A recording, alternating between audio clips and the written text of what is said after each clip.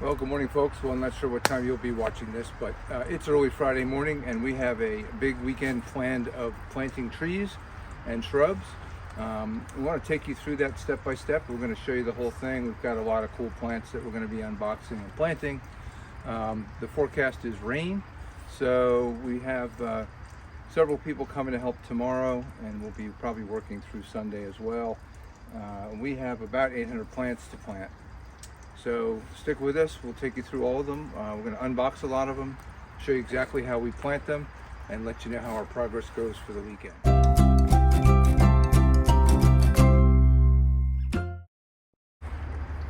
So first up this weekend is going to be Norway Spruce trees. This is one of our staple, best-selling nursery plants that we sell.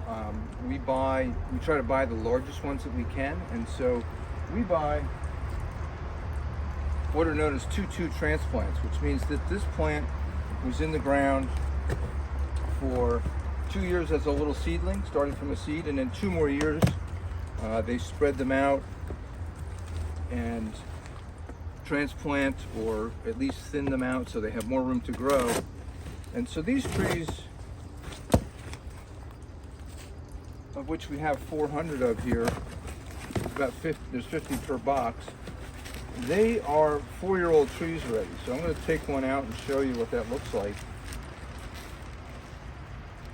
These trees are wholesale about $2.50.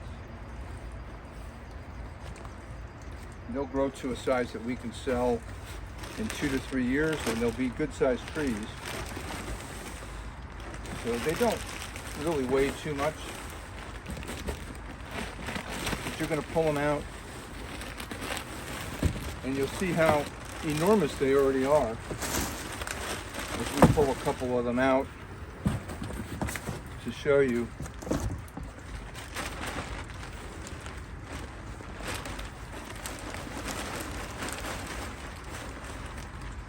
So here's a couple of trees, 3 of them that are, as I said, 4 years old, and they're already about 22 to 24 inches tall, and we buy them that way because now all they need to really do is grow a little bit more, about another foot, and then fill out, which they'll do once they're spread out and into pots. These branches will fill in. You can see there's a lot of nice new growth on these. They really look super. And we've been buying from this supplier for many years now, and we always get great trees. These do cost more. I mean, you can buy a Norway Spruce seedling, which is about a 2-year-old plant, 1 or 2-year-old plant, for 60 cents probably. So paying $2.50 for them though, we save ourselves 3 years of growing right from the get-go. So these are all going to come out of here, and we'll show you the next steps in planting them. I'm going to show you what we do. What you may do may be different. One of the major things that we do differently is that we plant our trees and shrubs and woody plants in pots, which is not something everybody does. A lot of people would plant these Norway spruces in the ground, and they'd be waiting for them to mature from a 4-year-old plant to close to a 8 or 10-year-old plant, sell them at this high, use a machine probably to dig them. But we don't do that. We like to sell smaller trees. They cost the customer less money up front. We can keep everything in these pots. We're not breaking any ground. And we plant these this size in 3 and 5 gallon pots. So here's kind of the process. We go ahead and take these out. We're going to take them out in big bunches like this, you know, a few at a time. We give them a quick little root prune. All these extra roots are great, but if we cut them like this, they'll go ahead and branch again, and they'll fill out those pots really nicely. And while we plant them, what we do is we just keep them in our wheelbarrow full of water.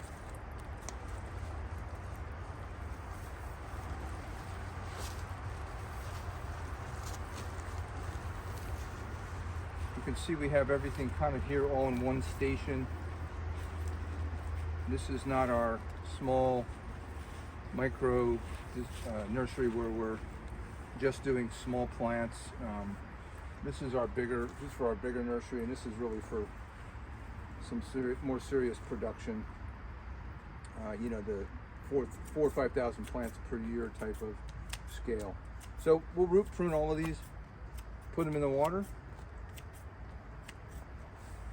and then we'll start planting them. This is the area on our property where we sell a lot of plants from, and we also receive materials from. So in advance of this fall tree and shrub planting weekend, I've ordered a couple of the components for our potting mix. Actually 3 components. One is this humus, which is decomposed vegetative matter like leaves, grass, and then it's turned and let to rot down and decompose over a couple of years at least, and then screened in a screener and delivered to us in a 10-yard load. This is hardwood bark mulch, and we use this as it retains moisture well, and it also will break down over time. It's got some organic value to it. It keeps our mix a little bit lighter, and it also drains well. So we've got 10 yards of bark mulch, we've got 10 yards of humus, and then we're going to add to that perlite, and we want to do it here if we can with the loader, so that we don't have to try to be mixing it in a table or some kind of a wheelbarrow, because that's really difficult to do. So I'll stop talking and I'll show you how we do it. And I mix, just so you know, into the humus pile, because I'm going to use all of this. So I'm going to add some mulch, stir it up, add perlite, stir it up. I know what it needs to look like when it's done, and I'm going to kind of do it in bucket loads in my mind, so I know I'm getting my proportions right. If I get a little too much mulch or a little too much humus, that's okay.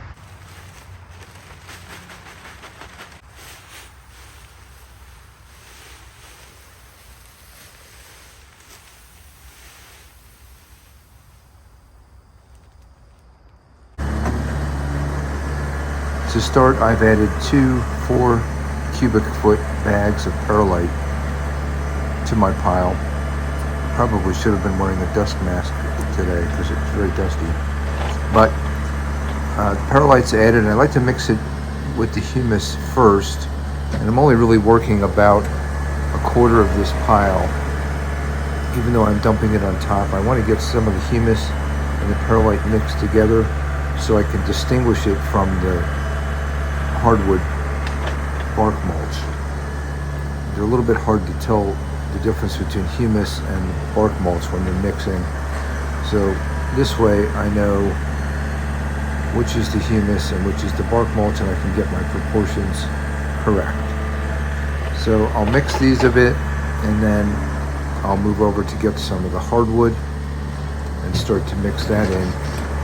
When you see steaming, that is the hardwood bark mulch.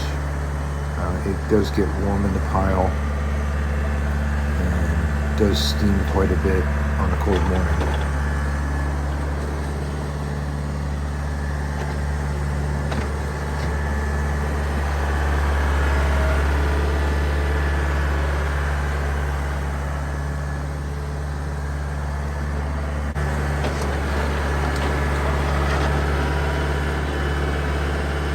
So now I go into the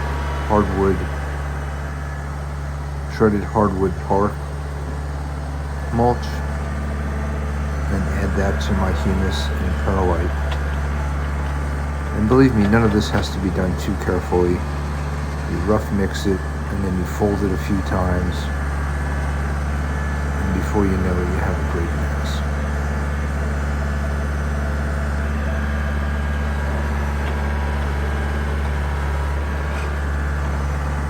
Keep pulling it back over itself, dumping on top. And you could mix about half of this pile in 15 or 20 minutes with the 3 components: shredded hardwood bark, humus, and perlite.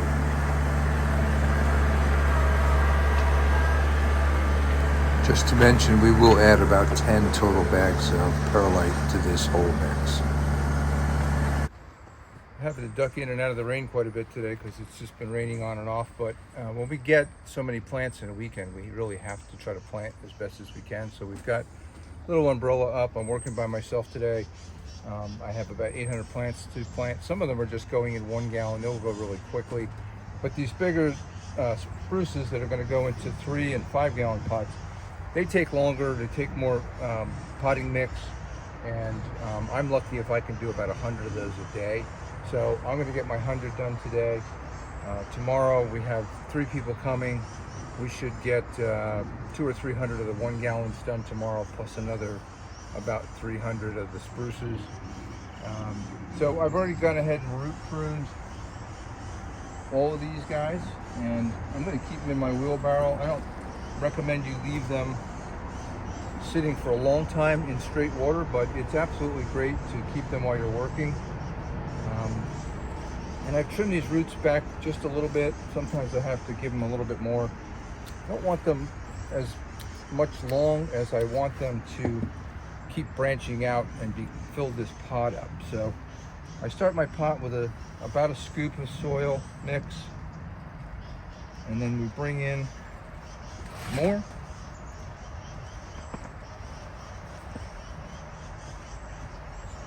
The leaf that we don't want.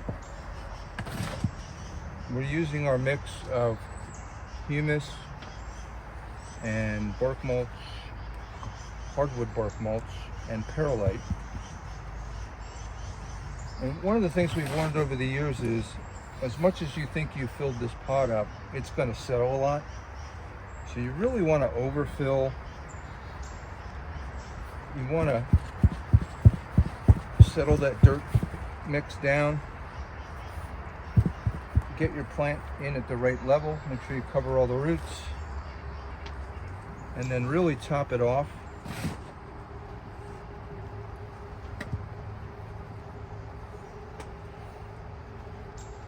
And compact it down a little bit. Maybe another tap. And that's about perfect. You maybe want to leave about 1 inch, the soil down about 1 inch below the edge. But no more than that, because they'll settle another inch over time, right after the first watering even. So sometimes we have to go back and top off some of our pots. That's very common. We do fertilize when we plant, and we put it on the top. So as that fertilizer dissolves, we kind of rub it in a little bit. As that fertilizer, slow release fertilizer, dissolves, it's going to work its way down in through the whole potting mix. We could mix it in with the soil, and I know that some people do that, but we don't. It'll, as it dissolves, the water's going to bring it down to all of the roots, and we feel pretty good about that. And we don't want to rush this release of the fertilizer. We want it to be nice and slow. And so that's a finished product. That goes in the bed to be moved down to our nursery. Well, here we are. We're working away. We did a very long day on Saturday, about 8 hours, and then some. We were able to pot almost 500 plants in a day. So we were able to finish almost all the Norway spruces, and it was looking as if we would not get to some of the plants for the weekend, and we didn't. So we also had to sort of unbox those and get those stabilized. So they'll be sitting for a few days. We'll work on them during the week a little bit, but we really did do a great job in one day on the spruces. And as you'll soon see, we planted about 500 in one day. Like the Taiwanese ladyboys, like they're boys. they look like women.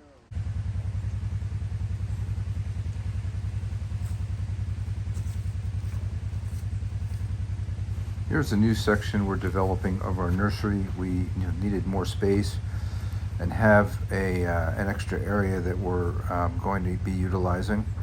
It's everything's working out great. We put down the weed barrier cloth, and we have one rule that we never use stakes to put those in. So you'll see me kicking it almost like a carpet layer kicks a carpet. We use the pots to weight down the fabric, and we don't use the staples because we've got a lot of rubber tire machinery, and we don't want to be getting flat tires because those things inevitably get lost. So just continue to move the plants and just stretch out the ground cover as we go. Hey folks, it's the end of the day here on our big fall planting weekend. We did do pretty well this weekend. We managed to, and I'll switch this around, plant 700 Norway spruces, and that was a lot of work. We had great time doing it. The weather was a little iffy.